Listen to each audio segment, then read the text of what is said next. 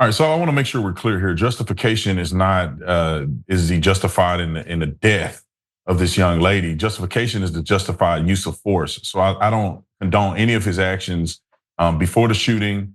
I don't think that he's a great officer with great reputation, and I'm not supporting him whatsoever.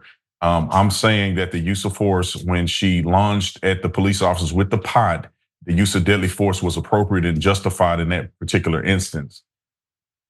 What say that again? That when she lunged at the police officers with the pot of boiling water, that Grayson was justified in using deadly force against her.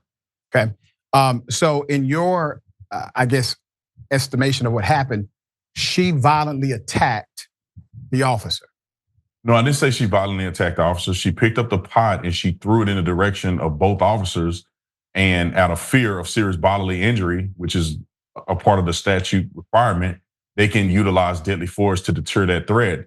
And that's what Grayson did in that instance, and that's why I believe it's justified. Her malicious intent, I don't think there was any malicious intent whatsoever. I believe this woman was in fear of her life. I think she was being told very confusing things in a confused state, and she was then shot and killed.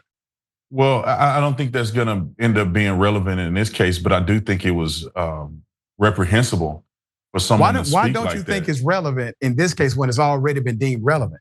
That's why he got indicted. It's not going to be relevant. They indicted him, in my opinion, because they wanted to stop the riots from happening. They didn't want people to lose their mind over this shooting that was very emotional. In the court of law, this is going to be a self-defense argument. So Grayson is going to argue that he acted in self-defense, and that's the only thing that's going to be on the table. His previous behavior. Why didn't his partner respond the same way then? Well, I think well, first of all, their tactics were terrible. His partner was in a very difficult position to do anything. He almost shot Grayson in the back. So these cops had a lot of things that they did incorrectly, and their tactics were horrible. And I think that's why both of them didn't respond in the same manner. But I think this is going to be a self-defense argument. That's what I'm saying in the court. Not what I feel, not what anybody else thinks, not how horrible this was. It was sad to see the woman lose her life like that. Of course, he's going to make a self-defense argument if he's pleading not guilty. No, but that's going to be the argument. Is he's going to argue self-defense, and the prosecution is going to have to prove that he wasn't acting in self-defense beyond a reasonable doubt. Yeah, we know that. The burden of proof is not going to be. They're not going to be sufficient in this, given the fact that's that why we have fact checkers called jury members. But let me get this correct. Tatum, you're saying that these cops did everything wrong. They broke protocol.